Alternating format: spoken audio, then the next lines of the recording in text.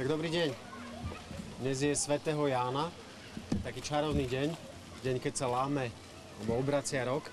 A je to taký bod obratu aj pre sieť a pre mňa osobne. Áno, boli sme 3 týždne v mentálnej, tým pádom aj v komunikačnej defenzíve, hlavne na mne to bolo vidieť celý ten čas.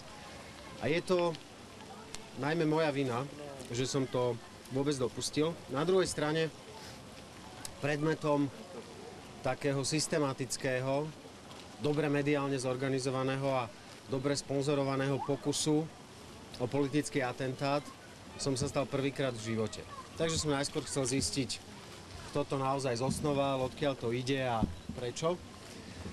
A na základe všetkých informácií, ktoré som získal, mám všetky dôvody veriť tomu, naozaj všetky dôvody veriť, že tá objednávka skutočne bola z biznis politických kruhov blízkych súčasnej vláde, že politický podnikateľ, poslanec Matovič, v nej hrá len úlohu nájomného žoldniera, ktorý svoju česť vymenil za prísľub pravidelnej účasti v televíznych debatách akože za opozíciu a že viac ako s našou schopnosťou postupne skresávať preferenčný rozdiel medzi Smerom a Sieťou v prospech siete, čiže v prospech nového poriadku vo verejnej službe.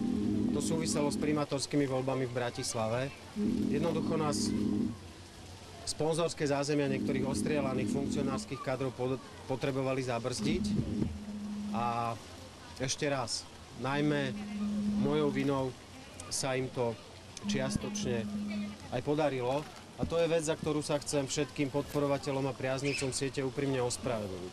Ja som dopustil, aby nás na chvíľu zatlačili do kúta a práve ja to dopustiť nesmiem. Už sa to nestane. Sme späť. Dnes uplynulo 100 dní od ukončenia mojej účasti v prezidentských voľbách. 3,5 mesiaca, 100 dní, odkedy skončila moja účasť v prezidentských voľbách.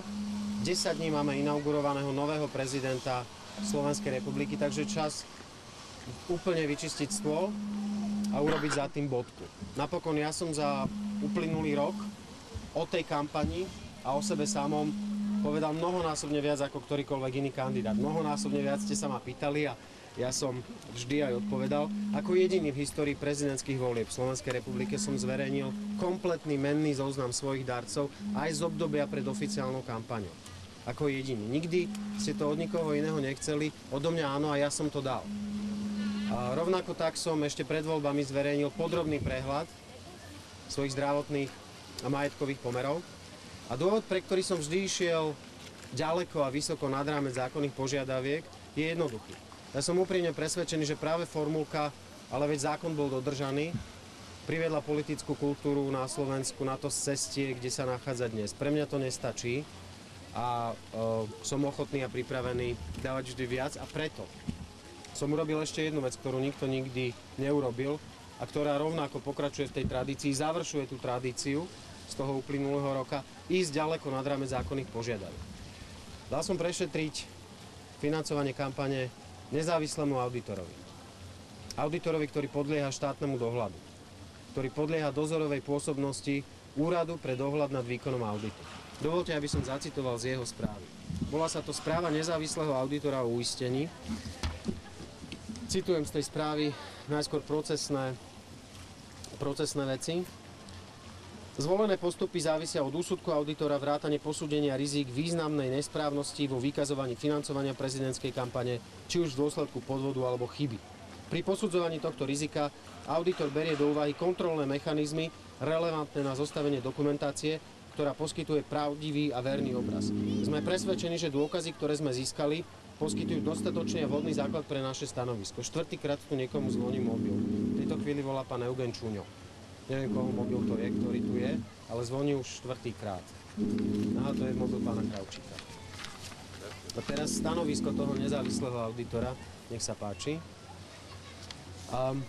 Podľa nášho stanoviska prijaté a poskytnuté peňažné prostriedky uskutočené v súvislosti s prezidentskou kampaňou v rokoch 2013 a 2014 podľa zoznamu poskytnutého klientom zodpovedajú podpornej dokumentácii uzavretej, respektíve vydanej v súvislosti s prijatím, respektíve uskutočnením uvedeného príjmu alebo výdavku. Dokumentácia financovania prezidentskej kampane Radoslava Procházku poskytuje vo všetkých významných súvislostiach pravdivý a verný obraz o tejto skutočnosti v súlade s legislatívou platnou v Slovenskej republike. Správa nezávislého auditora o uistení, toto podlieha dozorovej pôsobnosti úradu pre dohľad nad výkonom auditu. Takže ešte raz, v skratke a po slovensky bez tej účtovníckej hantírky, všetky peniaze do poslednej koruny, do posledného eura boli oficiálne priznané a boli použité na rovnaký účel, na financovanie nášho úsilia v prezidentských voľbách. Ešte raz, čisté zdroje, čistý účel, bodka, hotovo. Je tu teda priestor aj čas na Svetojanskú deklaráciu sieti. Sme tu, bude nás čoraz viac, budeme držať spolu a už sa budeme venovať iba tej robote, ktorú tu treba urobiť a ktorú od nás ľudia očakávajú. Komukoľvek vo verejnom priestore, či už v politických stranách alebo v ich mediálnych výsadkoch, sa pozrieme otvorene do očí, ale fackovacieho panáka si z nás nikto robiť nebude. Nemáme dôvod sypať si popol na hlavu, naopak. Ideme do toho otvorene, s plným rizikom, ale s plným odhodlaním. Odmakali sme si prezidentskú kampaň ako skutočný startup. Na kolene, v teréne a so všetkými chybami, ktoré k tomu patria. Nerobí ich len ten, kto čučí v kúte a čaká, čo bude. Ja som sa Obriemu Smeru postavil z očí v oči. Bez politickej strany za chrbtom a bez finančných skupín. V zásade takmer iba s dobrovoľníkmi. A za ostatných 10 mesiacov som bol na dovolenke dokopy 4 dní. Jednoducho sa tu snažíme niečo zmysluplné postaviť, úplne z dola. Na zelenej lúke a po svojom. A našim cieľom je premeniť Slovenskú republiku na jednoduchý a funkčný štát, kde bude platiť rovnosť v prístupe k verejným dobrám a kde ľudia za svoje dane dostanú kompetentnú a poctivú verejnú službu. Čiže ešte raz, Svetojanská deklarácia siete v skratke, sme tu a skúste sa prosím zmieriť s tým, že v slovenskej politike už veci nebudú fungovať tak ako doteraz. Trúfame si na každého a našim cieľom je jednoduchý a funkčný štát, kde ľudia dostanú kompetentnú verejnú službu.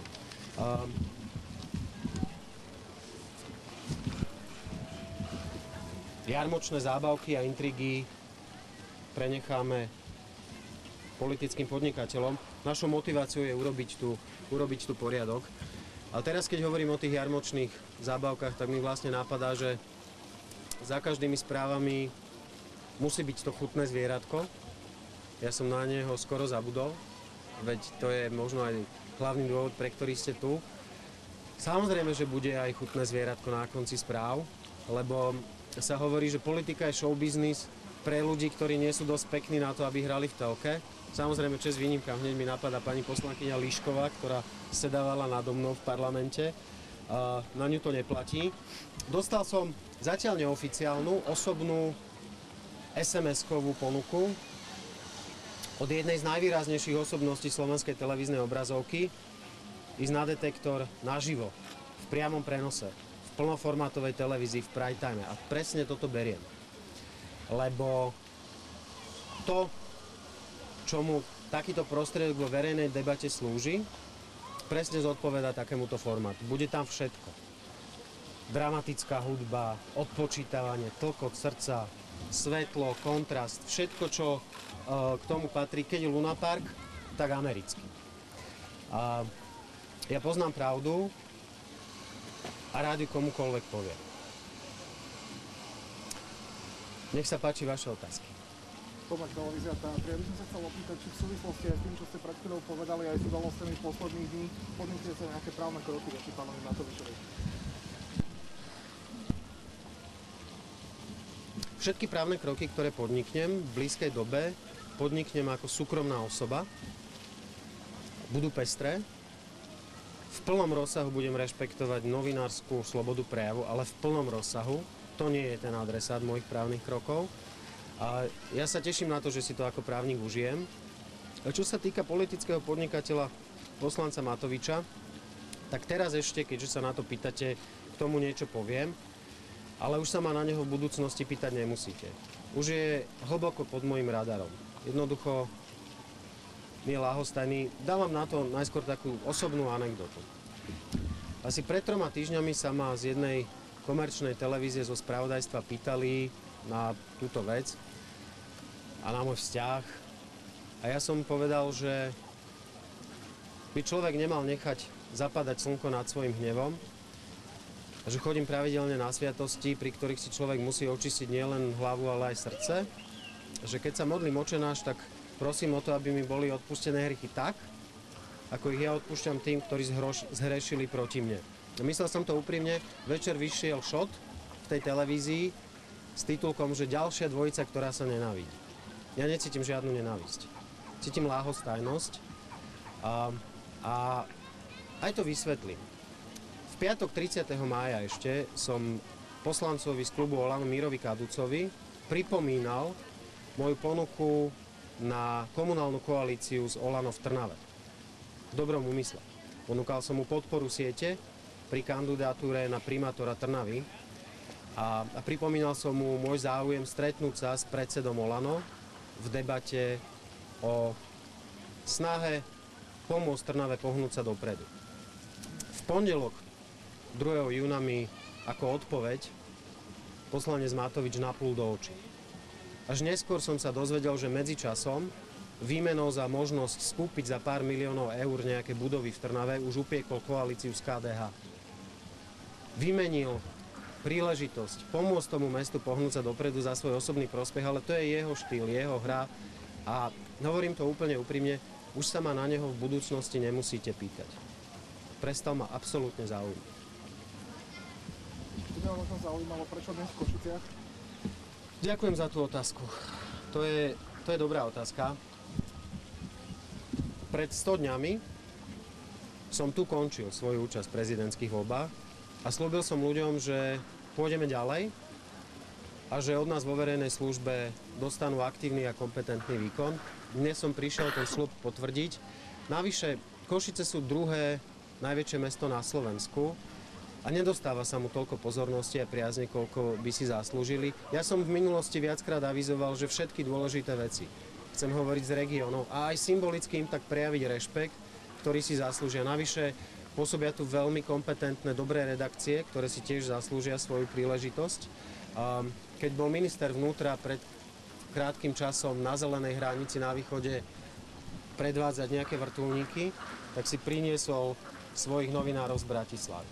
Ale to je tiež akože ich štýl, nie môj. Ja som rád, že som tu. Košice boli hlavným mestom mojej kampane. Vraciam sa sem rád. A je to také symbolické a praktické potvrdenie toho, že sieť chce spájať Slovensko. Ďakujem pekne. Nech sa páči. Dobrý deň, prajem. Nech sa páči, samozrejme. Mám dve krátke otázky. Jedna je, že čo hovoríte na jeho výsledky, že prešiel cez technológií, a druhá otázka konkrétna je, čo ste nevyužili možnosti s ním v našom denníku s Novým časom. Je to tiež výborná otázka. Základné pravidlo poligrafologickej metodiky, úplne najzákladnejšie, a ja sa čudujem tým záľahám akože investigatívcov, že ani to základné pravidlo nie sú schopní dohľadať, Google to vyhodí hneď, je, že na detektore sa vyviňuje odpoveďami na otázky, ktoré, ak sa má človek vyviniť, vyžadujú odpoveď nie. Z 3 otázok na prvé 2 odpovedal poslanec Matovič áno. To čo je za poligraf? To je Lego.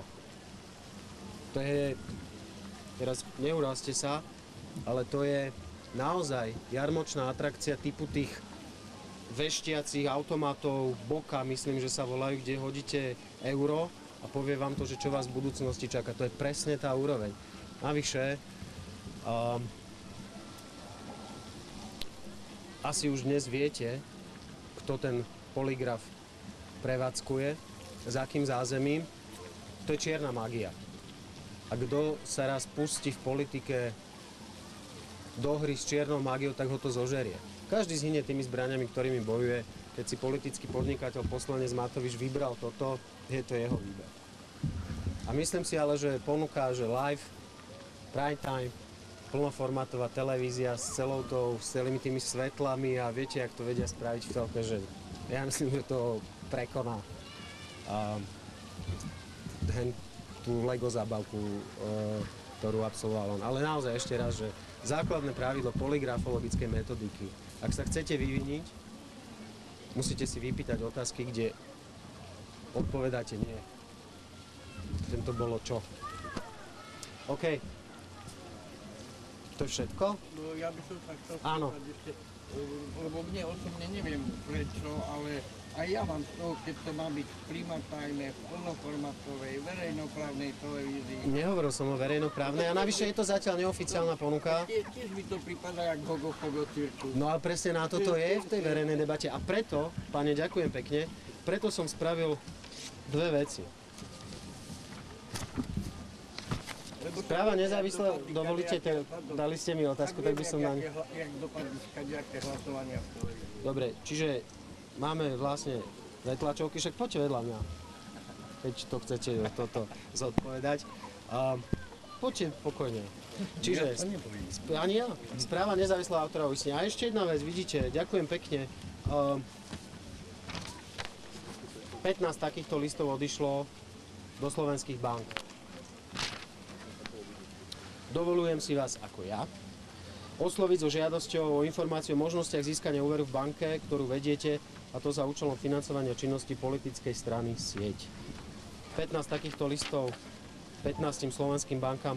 Budem vás informovať o výsledku, lebo toto je spôsob, akým to budeme robiť. Sme poučení. Poučili sme sa z toho, že to prostredie, ten súčasný systém, ktorý tu dnes je, si neželá, aby bežní ľudia z vlastných peňazí podporovali ľudí vo verejnej službe. To spravíme tak, ako to urobiť treba. Vypýtali sme si možnosti úveru a ja vám dám vedieť, čo a ako sa podarí. Ja dúfam, že to bude fakt v krátkom čase, lebo pravdu povediac už to budeme potrebovať.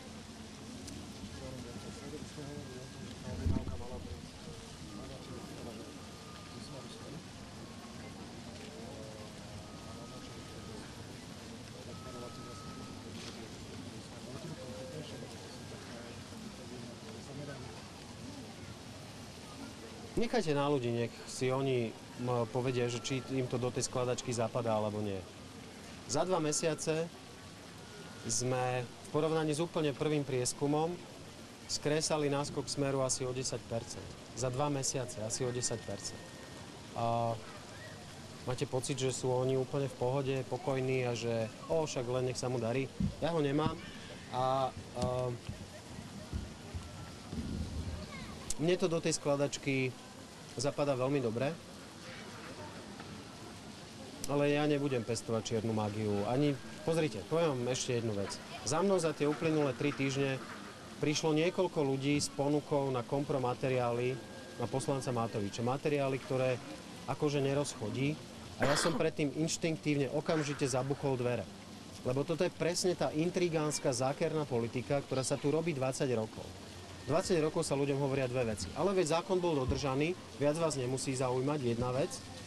To odmietam a presne tak som postupoval. A druhá, dostal som SMS-ku od tohto človeka deň po prvom kole, že skvelý výkon, dobrá práca, gratulujem. A o 3 mesiace vylezie s tým, že už v tom čase sa dusil pohoršení. Toto je presne tá intrigánska zákerná politika, ktorú my robiť nebudeme, ani ja, ani nikto zo siete. A môžem len zopakovať to, že sme tu a sme tu na to, aby sme poskytli ľuďom to, čo od štátu majú dostať. Kompetentný a aktívny výkon. A všetky tieto srandičky okolo toho, na to je v parlamente plno ľudí. Ďakujem. Inak v tých filmoch je také, keď sú tie svadby, že ak má kto k tejto svadbe ešte čo povedať, nech to povie teraz, alebo nech mlčí na veky, tak naozaj dnes potrebujem vyčistiť stôl a pustiť sa reálne do roboty, tak prosím vás, poďte do mňa s čímkoľvek, na čo sa chcete spýtať, aby sme tomu mohli spraviť reálne bodku a venovať sa témam, ktoré sú dôležité. V tom týždni, keď toto vyšlo, tak sa stalo strašne veľa vecí. Dokončil sa ten biznis medzi SPP a štátom, respektíve ten biznis, ktorý sa týkal SPP. A stalo sa strašne veľa iných vecí a nič. Nevolal jeden vysoko postavený predstaviteľ Smeru a hovorí mi, že no, vítaj v klube, že čím si silnejší, tým viac zletí budú robiť, ale my sme ti vďační, lebo nás už sa 2 týždne nič nespýtali. My sme teraz v pohode. Je to zapadá do tej skladačky, ale ľudia si spravia vlastný názor a už veľakrát ukázali, že majú vlastný rozum. Že majú svoju hlavu a vedia si robiť vlastné závery. A nech sa páči. Keď ešte dovolím. Jasno, že hej. Chcem sa spýtať, že blížia sa komunálne voľby, postavíte sa kandidátom na primátora. Táto tlačovka bola venovaná tejto konkrétnej téme a myslím si, že vedenie mesta, nové vedenie mesta, ja dúfam, že to bude nové vedenie mesta, si zaslúži trochu iný formát a iný spôsob a nerad by som to už robil sám. Tuto som sám preto, že sa nebojím. A bola to moja kampaň, v ktorej som závisel od dobrej vôle a pomoci mnohých ľudí. Niektorí z nich sú dnes tu. Ale zodpovednosť za to nesiem ja. Dáva mi to možno ešte príležitosť predsa len sa vrátiť k jednej veci. Prepáčte, že som sa ešte raz sa k tomu vraciam, ale považujem to za dôležité. Ja už som to povedal 2-krát. Ja chcem to povedať 3-krát. Ja som ľuďom, ktorí mi v tej kampani pomáhali, veľmi vďačný. Andrej Zmeček urobil v istej chvíli chybu technického charakteru, ale z etického hľadiska to, čo urobil, bolo obdivuhodné. Pomohol v ťažkej chvíli priateľovi bez toho, aby ten o tom vedel. Napriek tomu, práve preto, aby nebolo so sieťou spojené akékoľvek zlé šmé, tak Andrej Zmeček sa v štruktúrach siete a činnosti nebude angažovať. To je ďalšia veľkorysá cena, ktorú za tú vec platí. Ale to, že bol na odpal chvíľu aj Maťo Dubeci, jedna z najlepších hlav a najčistejších duší, aké som v slovenskej politike stretol, tak to ma dosť vytočilo, lebo som ho prichytil nedávno, ako si sťahoval hudbu zenovej meditácie. A to je pre nás punkerov v strednom veku strašidelné znamenie. Že ja chcem povedať jednu vec, do mňa sa triafajte koľko chcete, ja to znesiem, na to tu som, ale svojich ľudí sa zastanem. A opakujem 4-krát, som im za to, čo pre mňa v tej kampani urobili, vďačný a tak ako oni stáli za mnou, budem ja vždy stať za nimi. Nech sa páči. Auditor hovorí, že to bolo takto. Výdavky. Vyfakturované 259 394,24, naviac uhradené 79,20. Celkom výdavky 259 473,44. Vlastné zdroje 108 224,19. Zdroje v podobe hotovostné a bezhotovostné vklady na účet, crowdfunding, kreditky, proste transparentný účet, 72 749,25, od fyzických osôb na základe darovacích zmluv 37 500, od fyzických osôb na základe darovacích zmluv ústnych 21 000, od fyzických osôb pôžička na základe zmluvy 20 000.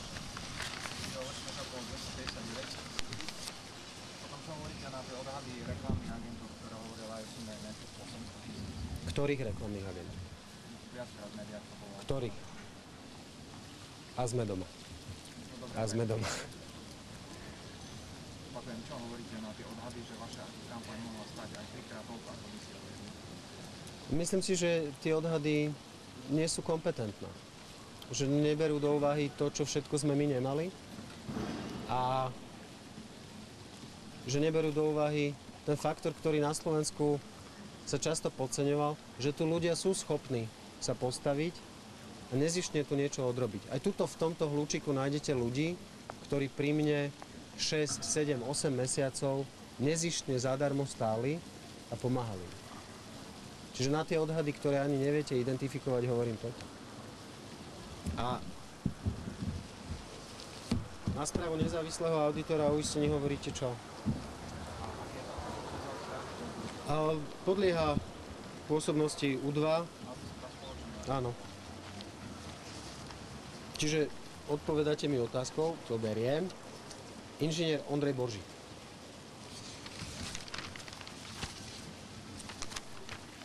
Tvárite sa skepticky, ale? Ja vás poslám. Dobre. Priatelia, veľmi pekne ďakujem.